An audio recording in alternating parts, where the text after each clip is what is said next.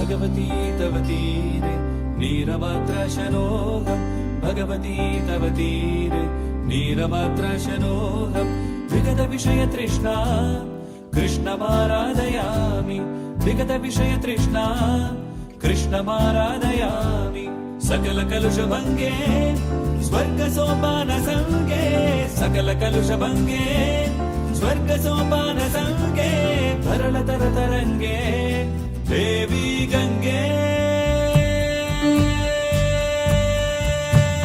प्रसीद प्रसीद प्रसीद प्रसीद नमामि गंगे नमामि गंगे नमामि गंगे नमामि गंगे नमामि गंगे नमामि गंगे नमामि गंगे नमामि गंगे। हरिपद पाद्य तरंगिनी गंगे हिम विधुमुक्ता धवल तरंगे दूरी कुरु मम दुष्कृति भारम कुरु कृपया भवसागर पारम। अर्थात हे माँ गंगा, आप श्री हरि के चरणों से प्रकट हुई हो। पर्वत, चंद्रमा एवं मोती जैसी सफेद आपकी लहरें हैं। हे माँ, मेरे द्वारा किए गए पाप कर्मों के भार को दूर कीजिए और इस संसार रूपी समुद्र को पार कराने की कृपा कीजिए।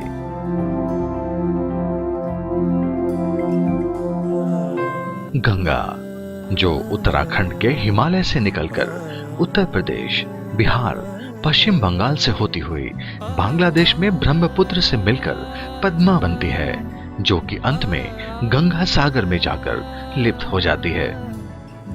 न जाने कितने गलों की प्यास बुझाती हुई, न जाने कितने खेतों को सींचती हुई, न जाने कितने उद्योगों को चलाती हुई, न जाने कितने भूमिगत जल स्रोतों को भी पुनर्जीवित करती हुई, न जाने कितनी सभ्यताओं को जीवन प्रदान करती हुई और न जाने कितनी प्रजातियों को घर उपलब्ध कराती हुई स्वर्ग तुल्य मां गंगा उत्तराखंड के देवप्रयाग में भागीरथी और अलकनंदा नदियों के संगम से शुरू होती है।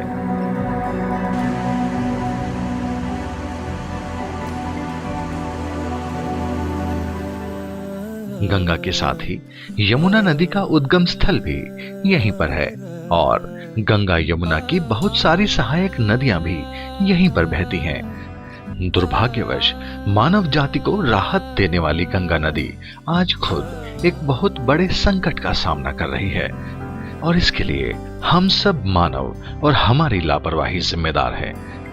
जीवन के पनपने और उसके विकास के लिए अनुकूल वातावरण तभी पैदा हो सकता है जब जीव एवं निर्जीव अंश अपने पर्यावरण के साथ परस्पर संबंध एवं सामंजस्य स्थापित करें। मनुष्य अपने क्रियाकलापों से मुख्यतः जल प्रदूषण और वायु प्रदूषण से वातावरण को प्रदूषित कर रहा है और उससे पारिस्थितिक संतुलन को बिगाड़ रहा है, जिसका दुष्परिणाम अंततः उसे ही भुगतना होगा। असंख्य प्रकार से प्रदूषण और पानी की अधिक निकासी से गंगा एक बीमारी के कगार पर आ पहुंची है। कुछ लोग अज्ञानता के कारण तो कुछ लोग प्रमाद गंगा को गंदा करते हैं। हम लोग इसमें प्लास्टिक, कूड़ा कचरा आदि सब डालते हैं। कई जगह तो गंदे नाले भी गंगा में सीधे जा रहे हैं। जगह जगह लोग इसमें स्नान करते हैं। इसमें इंडस्ट्रियल वेस्ट अर्थात उद्योगों से निकला दूषित कचरा भी डाला जा रहा है। फूल पत्तियां और पूजा के समय काम में लाई गई सामग्री भी हम लोग गंगा में ही बहा देते हैं। और घाट पर हम लोग गंदे बर्तन एवं कपड़े भी धोते हैं, जो कि बहुत ही दुर्भाग्यपूर्ण बात है। हम लोग गंगा के आसपास खुले में शौच करते हैं, जिसके कारण उसकी सारी गंदगी भी वर्षा जल के साथ गंगा नदी में आ जाती है।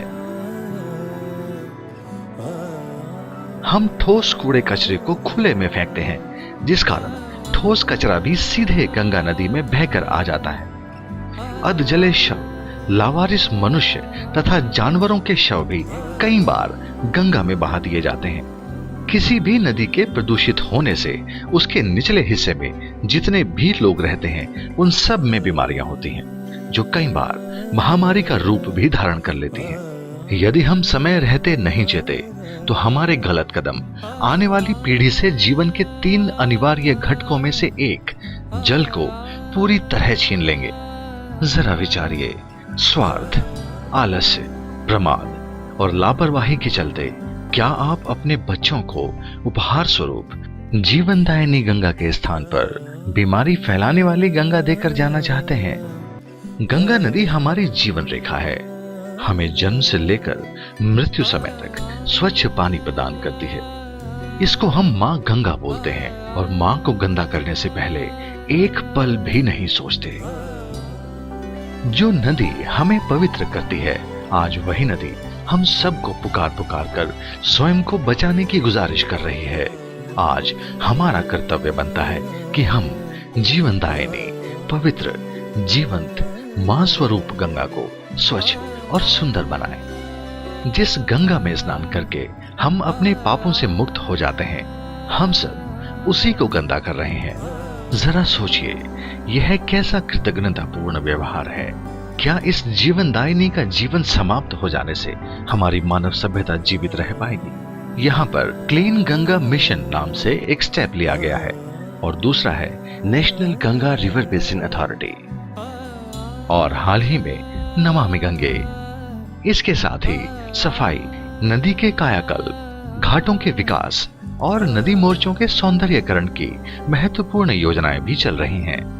लेकिन इन सभी उपायों से जब तक नागरिक नहीं जुड़ेंगे, तब तक इसको सफल नहीं बनाया जा सकता, क्योंकि सामुदायिक सहयोग से ही दुनिया भर में नदियों की सफाई में सफलता प्राप्त हुई है। चाहे हम राइन नदी का उदाहरण लें या थेम्स नदी का, करोड़ों हाथों के द्वारा नदियों का प्रदूषण न करने का संकल्प लेना बहुत जरूरी है। आइए हम सब मिलकर फिर से भागीरथ की सोच से सोचें और गंगा को पवित्र करके फिर से उसको उसी पहले जैसी स्थिति में लाएं, जिससे कि मानवता का फिर से उद्धार हो सके।